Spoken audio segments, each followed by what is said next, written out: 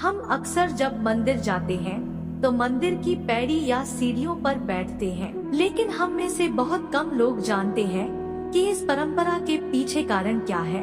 आजकल लोग मंदिर की सीढ़ी पर बैठकर धर्म और राजनीति संबंधी बातें करते हैं, परंतु यह प्राचीन परंपरा एक विशेष उद्देश्य से बनी है। शास्त्रों में लिखा मिलता है कि मंदिर की सीढ़ी पर बैठकर हमें एक श्लोक का वाचन करना चाहिए, जो हम आपको बाद में बताएंगे। नमस्कार दोस्तों, आप सभी का हमारे चैनल पर स्वागत है। ऐसी वीडियो देखने के लिए चैनल को सब्सक्राइब करें और वीडियो को लाइक करें। जब हम मंदिर में दर्शन करने जाते हैं तो खुली आंखों से भगवान को देखना चाहिए और निहारना चाहिए और उनके दर्शन करना चाहिए। कुछ लोग वहां आंखें बंद करके खड़े रहते हैं। आंखें बंद क्यों करना? हम तो दर्शन करने आए हैं। भगवान के स्वरूप का, श्री चरणों का, मुखारविंद का, श्रृंगार का संपूर्ण आनंद ले।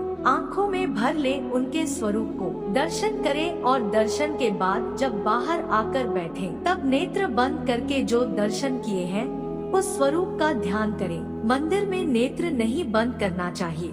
बाहर आने के बाद सीढ़ी पर बैठकर जब ठाकुर जी का ध्यान करें तब नेत्र बंद करें, और अगर ठाकुर जी का स्वरूप ध्यान में नहीं आए तो दोबारा मंदिर में जाएं और भगवान का दर्शन करें। नेत्रों को बंद करने के पश्चात उपरोक्त श्लोक का पाठ करें। अनायासेन मरणम बिना देन्येन जीवन, देहांत तव सानिध्यम देहि में परमेश्वरम।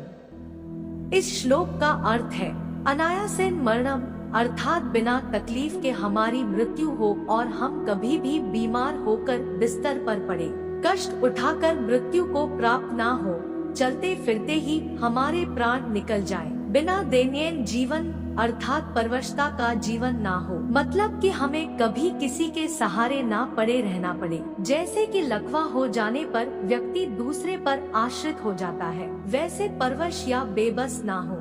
ठाकुर जी की कृपा से बिना भीख के ही जीवन बसर हो सके। देहांते तव सानिध्यम अर्थात जब भी मृत्यु हो तब भगवान के सम्मुख हो। जैसे भीष्म पितामह की मृत्यु के समय स्वयं ठाकुर जी उनके सम्मुख जाकर खड़े हो गए, उनके दर्शन करते हुए प्राण निकले।